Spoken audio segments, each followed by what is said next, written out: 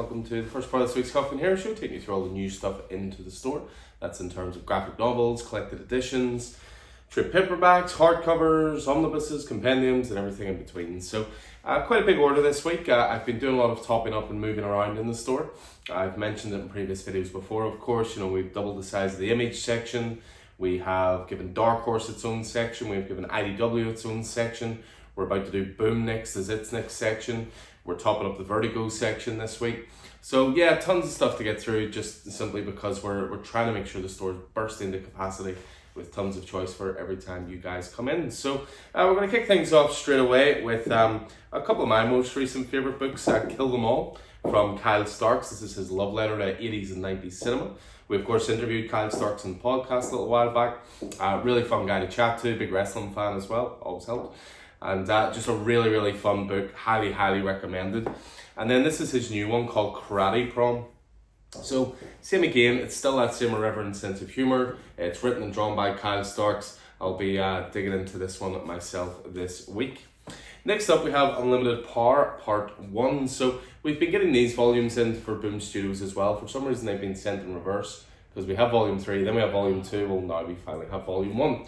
What this is Boom are putting together the Mighty Morphin and the Power Rangers titles into the same book, so that they're all together, because when they did the two separate series, some people thought, I'll just read Mighty Morphin, I'll just read Power Rangers. They're very much one big story, so that is your starting point right there for those. Next up we have Kanto the Hollow Men. So this is Volume 2 of the Kanto stuff. This is of course is all moving across the Dark Horse, getting these really nice hardcovers. The first volume came out there a couple of weeks ago, so now Volume 2 comes out, Hollow Men. That is the follow-up to If I Only Had a Heart. Omnibus-wise, we have Grant Morrison's The Animal Man Omnibus. So it's great to get this, and again, it's fantastic stuff. One of Morrison's best runs. Tons of great artists involved, tons of imagination, and this basically has everything all together in one volume. Next up, we've been doing top-ups again of the DC Compact Editions. I've spoken at length about these before, how great they are, their price points, the type of paper used, just everything about these are great, and I really hope DC invests heavily in them. So we've already sold through our first 2 allocations of Court of Owls and Watchmen, so I got more back in. I've went big on it as well. I've got loads of copies now stored upstairs so that as things sell, they come back in. My one concern is that these things go out of print and they become a little tricky. Marvel do the Mighty Marvel Masterworks, the smaller editions of the classic era stuff, and some of those early ones are a little hard to get now, so I'm determined to not let that happen. So of course last week, you saw the release of Far Sector, you saw the release of All-Star Superman, and again, just top-ups again this week of Batman, Court of Owls, and Watchmen, 2 of DC's very best. Some manga for you now. We have Star Wars The Mandalorian, the manga, Volume 2. Volume 1, of course, is already on the shelves over there. We also have Star Wars Visions, the manga anthology as well. There is a new volume this week of Jujutsu Kaisen. We're as far as Volume 22. And then we also have a new one in called Ganaball as well from Ablaze Manga. So that is a number 1. I mentioned about topping up the Vertigo section. So you're going to see quite a few Vertigo books going through now. First of all, one of my favourite comics, probably my favourite comic of all time. Obviously, I talk a lot about Dark Knight Returns, I talk a lot about Deadly Class, and so on and so forth. But Why the Last Man was the first book that got me into comics outside of the traditional DC and Marvel stuff. Story of the end of the world, the entire male population is wiped out. Women inherit the earth, except for one guy, York, and his pet monkey, who may be the key to saving humanity. So book 1 and book 3 here of these editions. As I say, the rest of the volumes are over on the shelf, so it's just topping those up. But what I also did was just to give you the choice of volumes, or of formats, I should say. We also got the 2 compendiums in. So this is the full story across 2 compendiums. So Volume 1 and Volume 2. Again, cannot recommend highly enough. Speaking of Vertigo, we got Preacher back in stock. So again, we've got a couple of the books over there, but I'm just gap filling here, making sure we have all 6 volumes. So book 1 of Preacher, Garth Ennis, Steve Dillon, masterpiece. Next up we have Death of Wolverine. So I had a request list last week, so we're always trying to tailor what we have in our back catalogue as well, based on demand, based on requests. So if you ever see something that's not on the shelves, do tell us and we'll do our best to order it in. So Death of Wolverine, back in stock this week. Another volume back in stock of Batman One Bad Day. Of course, I'm a big fan of this format. Mr. Freeze was my personal favourite book from that run. So Jerry Dugan and Matteo Scalera on art. Just felt like a lost episode of the animated series.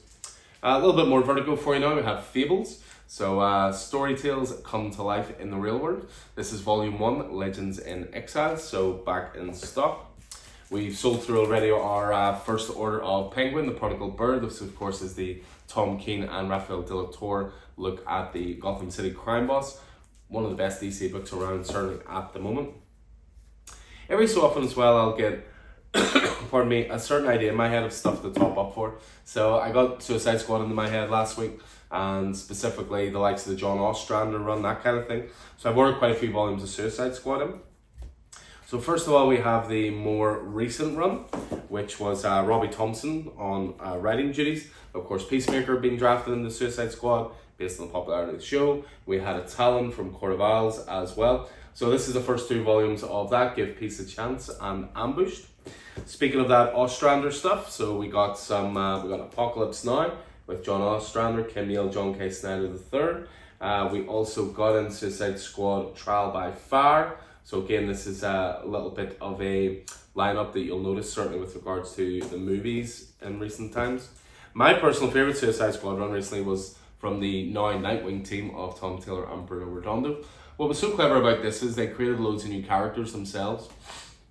I think part of the problem with Suicide Squad sometimes is you know your favourites are never going to die, which is kind of against the whole point of what Suicide Squad's supposed to be, which of course is it's a suicide mission, you might not come back. But Bad Blood, they created loads of new characters so you weren't sure who was going to survive. Just clever storytelling. Next up, we have the hardcover of Justice League Godzilla vs. Kong. So Brian Bucoletto and Christian Duce on art. This was a lot of fun. Some great art, some really great cinematic scope to it, and lovely hardcover collection this week. Next up, we have the Batman and Robin Adventures Omnibus. So recently you saw the release of the Batman Adventures Omnibus. This is now the Batman and Robin one. I have to say, this I would hope sets a precedent for omnibuses to come. I doubt it will, but I hope it does, and that's because it's 65 quid. So many omnis are 90 quid minimum, 110, 125. This one has, 30, almost 35 issues in it. It's lovely bound, it's hardcover, it's glorious, and at that price point, a very, very attractive thing. Next up, we have the League of Extraordinary Gentlemen, the Omnibus Edition, so Alan Moore and Kevin O'Neill's. Pretty stellar title, very iconic title. This contains basically the first couple of volumes of League of Extraordinary Gentlemen, all together in one place. Back in stock this week is Transformers, Robots in Disguise. Of course, this is the Daniel Warren Johnson, Mike Spicer run so far. First 6 issues for you there. I'd mentioned Preacher, just again a little gap filler there with book 3, I think it is. No, book 2, beg your pardon. Next up we have Epic Collection, Amazing Spider-Man, Return of the Sinister Six. So David Michelini involved with this one. You've got Eric Larson, you've got Mark Bagley.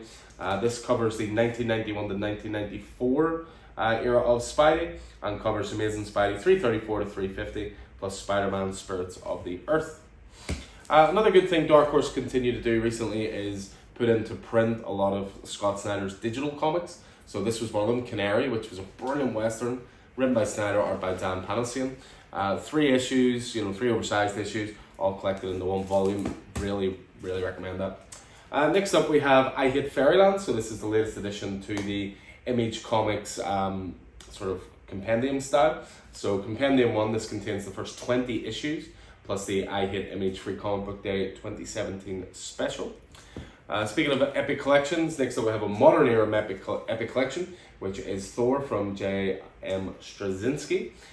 So this contains this contains Fantastic Four 536, 537, and then Thor 1 to 12. So yeah, J.M. Straczynski, Peter Milligan, Olivier Coipel, David Aja, tons of great creators involved with that. Speaking of Dark Horse as well, obviously Mark Millar moved his entire Millar World line over to Dark Horse recently, so things are starting to get new printings. So Nemesis Reloaded, which of course was the sequel series recently released, with Jorge Jimenez on art. And then for me, Mark Millar's best Millar World title, which is Magic Order. Spoke about it before, Goodfellas meets Harry Potter, even more brutal than that it actually entails. Next up we have The Flash Strange Attractor. So this is the first volume of the new run of Flash, Cy Spurrier, Mike Deodato Jr. on that. This is following Wally West, and this contains Flash 1-6, Titans, Beast World Tour, Central City one, and a story from Flash 800. We have Spawn Scorched Volume 4. So Sean Lewis continuing on this, along with Steven Segovia. John Layman doing some writing duties as well. And then we finish off with Dark X-Men, one of the last titles to come through from the fall of Krakoa. This is Dark X-Men 1-5, and material from Marvel's Voices of Pride. Welcome to the Dark X-Men. Hope the world survives the experience. So that is this week. So as I say, tons of new stuff going in. Some of it will be in the new release tracks here. Some will be put in just to the back catalogue. But new stuff everywhere in the store, which is what we aim for pretty much every week. Check back here later. Of course, we'll be doing the video on the single issues out this week. Tons of great stuff. X-Men hitting this week with a brand new #1. Ultimates #2. Death in the Family, Robin Lives. You know, tons of great stuff. Transformers.